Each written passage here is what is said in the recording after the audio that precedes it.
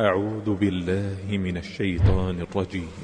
ويوم يعرض الذين كفروا على النار أليس هذا بالحق قالوا بلى وربنا قال فذوقوا العذاب بما كنتم تكفرون فاصبر كما صبر أولو العزم من الرسل ولا تستعجل لهم كأنهم يوم يرون ما يوعدون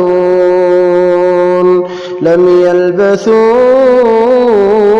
إلا ساعة من نهار بلاغ فهل يهلك إلا القوم الفاسقون.